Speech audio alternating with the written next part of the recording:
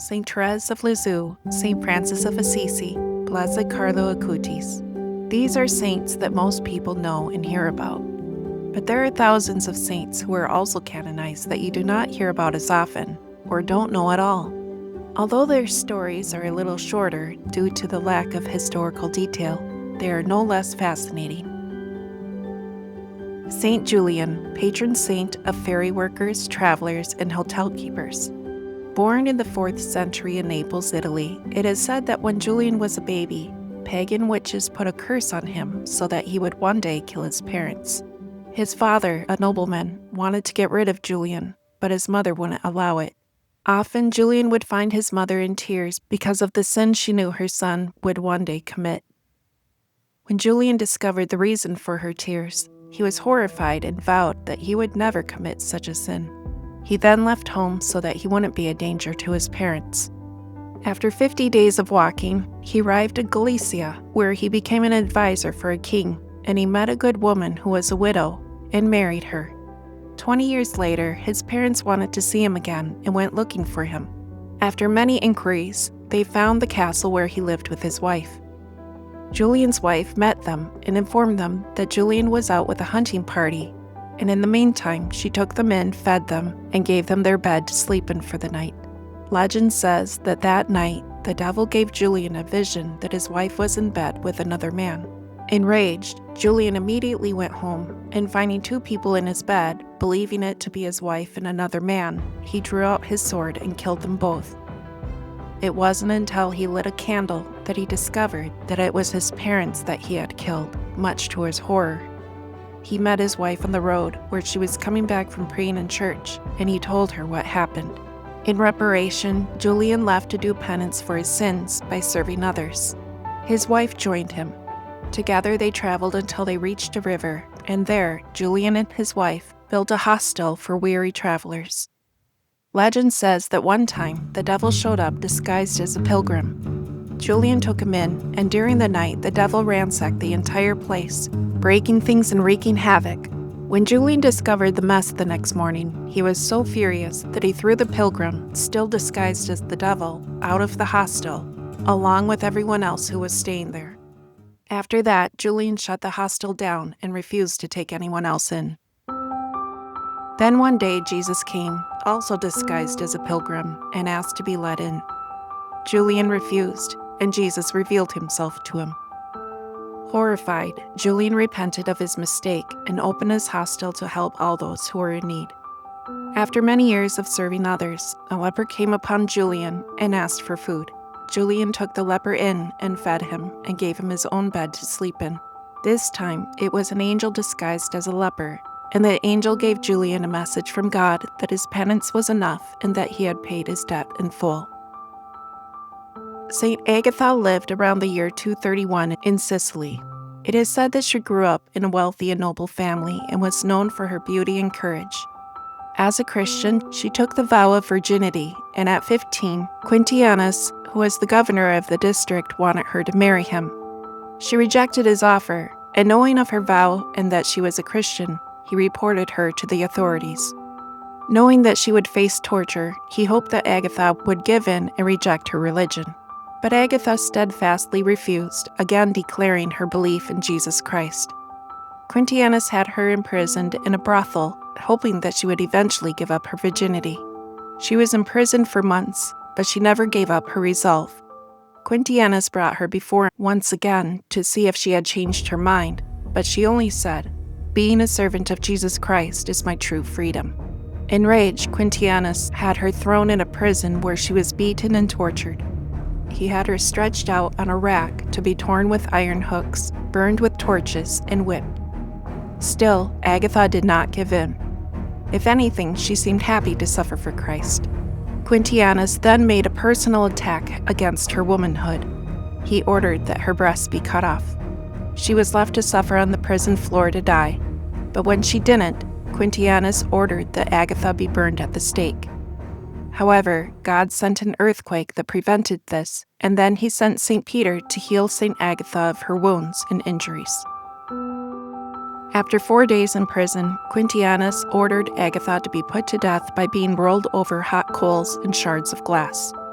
When she was thrown back into prison, Agatha was heard to pray, "Lord, my Creator, you have ever protected me from the cradle. You have taken me from the love of the world and given me patience to suffer. Receive now my soul." Agatha died in prison in the year 251. She is the patron saint of rape victims, those with breast cancer, and Sicily. Her name is mentioned in the canon of the Mass. Saint Moses the Black, also known as Saint Moses the Strong, is the patron saint for nonviolence, forgiveness, and redemption, as well as the patron saint of Africa. Moses was born into slavery around the year 330. As a youth, Moses displayed violent and destructive behaviors among the other slaves, even committing murder. For that reason, his master threw him out of the house. Moses joined forces with a large gang of robbers, 70 in total, of which he was the head. Moses was a tall and muscular man, very imposing, and he and his gang were a menace to communities and enjoyed terrorizing the people. Moses' conversion came about in a strange way, starting with a planned robbery. His first attempt was thwarted by the owner's dog, and Moses swore vengeance on the owner. In a second attempt, carrying a sword between his teeth, Moses swam across the Nile toward the owner's hut. But the owner, who saw him coming, ran and hid, and Moses stole 4 of his sheep, and after killing them and eating the meat, sold the skins for wine. In an attempt to hide from the authorities, Saint Isidore, who was a monk, found Moses wandering around in the desert, and took him to Saint Macarius the Great, where he took shelter with thousands of monks that had followed Macarius to the desert. Under the influence of the holy monks and the guidance of Macarius, Moses became a Christian. He was baptized and joined the monastic community. When the time for his baptism came, Moses knelt down and confessed every sin he committed.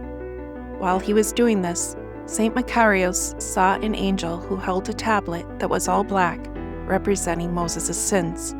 As Moses confessed each sin, the angel would wipe the tablet until finally the tablet was all clean and white. Conversion was not easy for Moses because he had a lot of vices to overcome.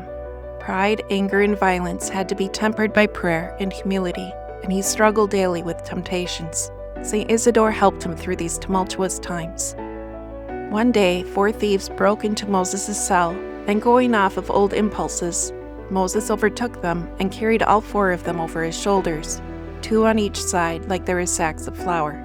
He took them to the church and deposited the thieves on the floor, saying to the monks, "Since I have not the power to do evil to any man, what do you want me to do with these who rose up against me to slay me?"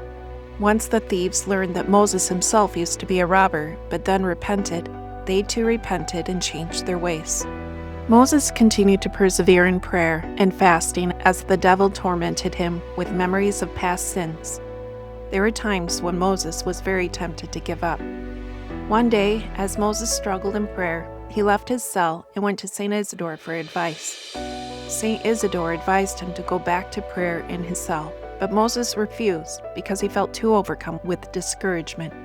Isidore then took Moses to the roof of his cell. He told Moses to look down on the ground, and there he saw a large gathering of demons on the one side of his cell, but even more angels on the other side.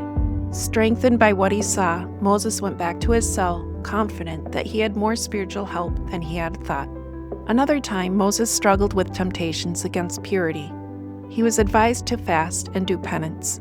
He took this to heart and for 7 years practiced ascetic penances. He would spend his nights standing and would not lie down or even kneel. Instead, he would alternate between prayer and filling the water pitchers of the other monks. Each cell was between 2 to 5 miles away from each other. He did this penance for 7 years, and one night he fainted beside the well. One of the monks found him the next morning.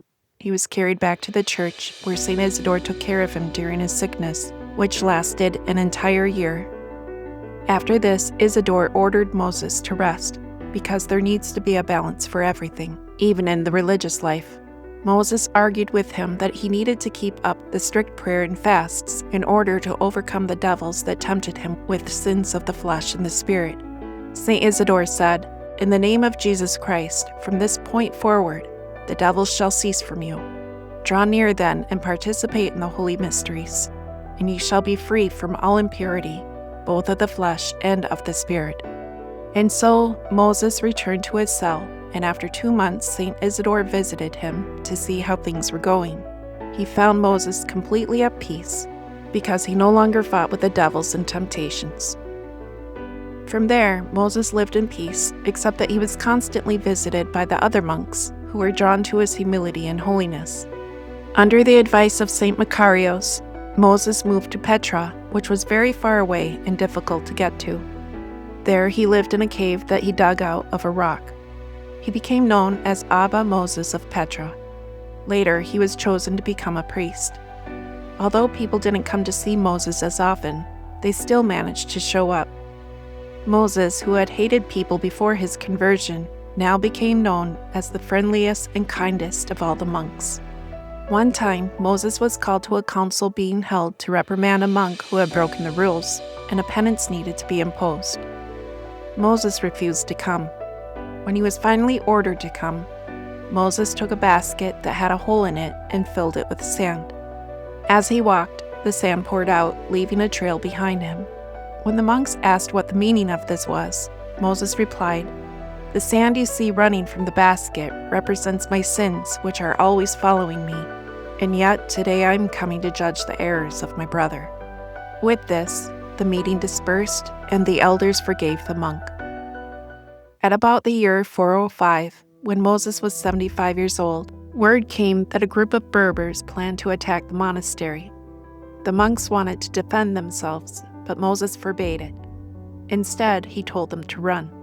When asked if he would come with them, he said he would stay behind because it was fitting that all who take the sword will perish by the sword, referring to his past as a murderer.